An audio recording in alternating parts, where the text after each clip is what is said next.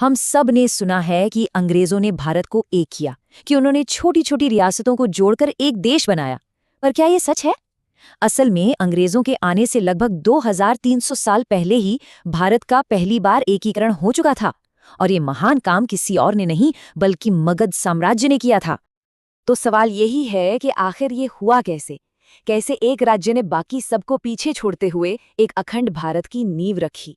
चलिए आज इसी दिलचस्प कहानी की गहराई में उतरते हैं। तो देखिए, हमारा सफर कुछ ऐसा रहेगा। हम मगध के उदय से शुरू करेंगे, फिर इसके शुरुआती राजवंशों को जानेंगे। इसके बाद आएगी चाणक्य की क्रांति की कहानी, मौर्यों का सुनहरा दौर और सम्राट अशोक का वो महान बदलाव। और अंत में हम देखेंगे कि कैसे इस साम्राज्य का पतन हुआ और वो अपने पीछे कौन सी विरासत छोड़ गया। तो चलिए कहानी की शुरुआत करते हैं। ये उस समय की बात है जब भारत एक देश नहीं बल्कि कई राज्यों का एक समूह था। एक ऐसी जगह जहां हर कोई अपनी ताकत और पहचान के लिए लड़ रहा था। उस दौर में भारत के नक्शे पर आप कह सकते हैं 16 बड़े और छोटे राज्य थे, जिन्हें महाजनपद कहा जाता था। ये सभी सत्ता के लिए, संसाधनों के लिए एक दूसरे से लगातार लड़ते रहते थे। लेकिन इन्हीं में से एक था मगध, जो बहुत जल्द बाकी सब पर हावी होने वाला था। अब देखिए, मगध के पास कुछ ऐसे छिपे हुए तुरुप के इक्के थे जो उसे दूसरों से बहुत आगे रखते थे। एक तो ये गंगा के उपजाऊ मैदान में था, मतलब अनाज की कोई कमी नहीं। दूसरा, यहाँ लोहे के बड़े भंडार थे, जिससे उस जमाने के सबसे अच्छे हथियार और औजार बनते थे। तीसरा, इनके पास थे युद्ध हाथी, एक ऐसी सेना जो किसी भी दुश्मन को कुचल सकती थी। और हाँ, इनकी राजधानी राजगीर 5 पहाड़ियों से घिरी एक ऐसी मजबूत किला थी जिसे जीतना लगभग नामुमकिन था। इन्हीं फायदों के दम पर मगध ने धीरे धीरे अपना विस्तार शुरू कर दिया। तो आइए अब उन शुरुआती राजवंशों को देखते हैं जिन्होंने इस महान साम्राज्य की नींव रखी।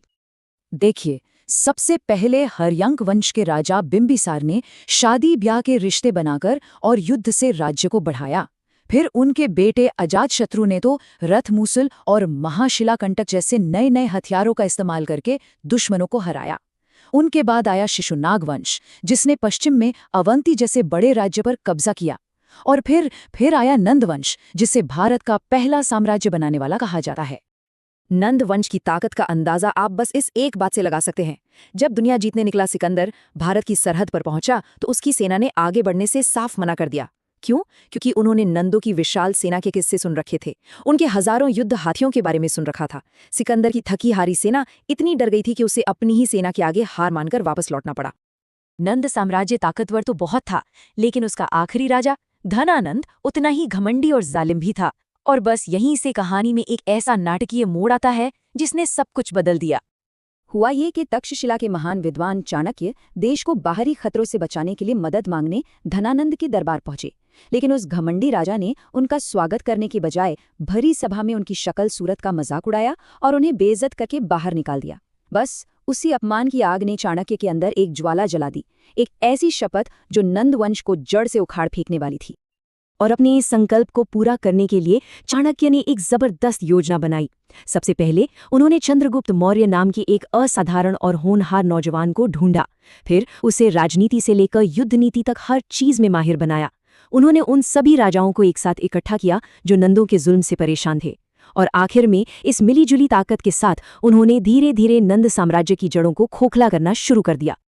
चाणक्य की बुद्धि और चंद्रगुप्त की बहादुरी ने इतिहास का रुख मोड़ दिया और इस तरह भारत के पहले महान साम्राज्य मौर्य साम्राज्य का उदय हुआ। साल 321 ईसा पूर्व में चंद्रगुप्त मौर्य ने पाटलिपुत्र के सिंहासन पर कब्जा कर लिया। लेकिन राजा बनते ही उनका पहला काम आराम करना नहीं था, बल्कि देश की सीमाओं को महफूज करना था। उन्होंने सबसे पहले उत्तर पश्चिम भारत में सिकंदर के छोड़े हुए यूनानी गवर्नरों को खदेड़ना शुरू किया। सिकंदर के जनरल सेल्यूकस निकेटर के साथ उनकी एक बड़ी लड़ाई हुई, जिसके बाद एक संधि हुई जिसमें चंद्रगुप्त ने उत्तर पश्चिम भारत का एक बहुत बड़ा इलाका वापस ले लिया। और जानते हैं बदले में क्या दिया? 500 ताकतवर युद्ध हाथी, जिनकी शोहरत उस वक्त पूरी दुनिया में फैली हुई थी। इस महान साम्राज्य को असल में 3 महान सम्राटों ने बनाया। चंद्रगुप्त ने इसकी नींव रखी और पूरे उत्तर भारत को एक किया। उनके बेटे बिंदुसार ने साम्राज्य को दक्षिण तक फैलाया। और फिर आए सम्राट अशोक, जिन्होंने मौर्य साम्राज्य को उसकी सबसे ऊंची बुलंदियों तक पहुंचाया। अशोक एक महान विजेता थे, इसमें कोई शक नहीं। लेकिन उनकी जिंदगी का सबसे बड़ा मोड़ एक जीत के बाद ही आया, एक ऐसा युद्ध जिसने एक सम्राट का दिल हमेशा हमेशा के लिए बदल दिया। 1 लाख, जरा सोचिए, ये संख्या उन लोगों की है जो कलिंग के युद्ध में मारे गए थे। ये लड़ाई जो आज के उड़ीसा के पास लड़ी गई थी, इतनी भयानक थी, इतनी खूनी थी कि युद्ध के मैदान में हुए इस नरसंहार को देखकर सम्राट अशोक का दिल पूरी तरह दहल गया। उस युद्ध की तबाही ने अशोक को अंदर से बदल दिया।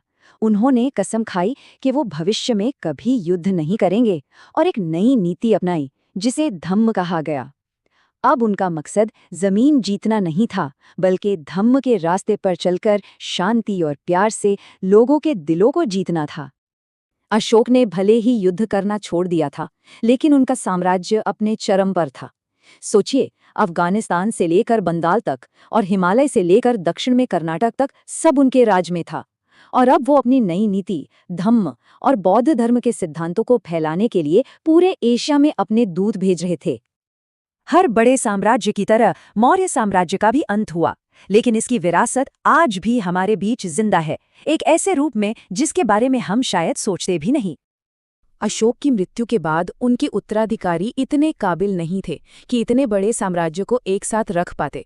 धीरे धीरे अलग अलग प्रांतों के गवर्नर आज़ाद होने लगे और आखिरकार 185 ईसा पूर्व में आखिरी मौर्य सम्राट बृहद्रथ को उन्हीं के सेनापति पुष्यमित्र शुंग ने मार दिया और यहीं से मगध के पतन की शुरुआत हो गई। लेकिन मौर्य साम्राज्य ने हमें कुछ ऐसा दिया जो आज भी अमर है। ये सारनाथ का मशहूर सिंह चतुर्मुख स्तंभ है, जिसे सम्राट अशोक ने बनवाया था।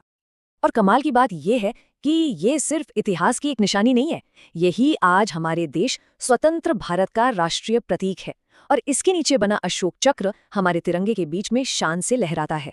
तो भले ही मगध साम्राज्य खत्म हो गया, लेकिन उसका प्रतीक आज भी भारत की पहचान बना हुआ है। तो मगध की ये पूरी कहानी हमें एक बहुत बड़े सवाल के साथ छोड़ जाती है। किसी साम्राज्य को बनाना तो मुश्किल है ही, पर उसे एकजुट रखना शायद उससे भी ज्यादा मुश्किल है। आखिर वो कौन सी चीज है, सैन्य ताकत, नैतिक मूल्य या कुछ और, जो एक विशाल और विविध देश को एक साथ जोड़े रखती है?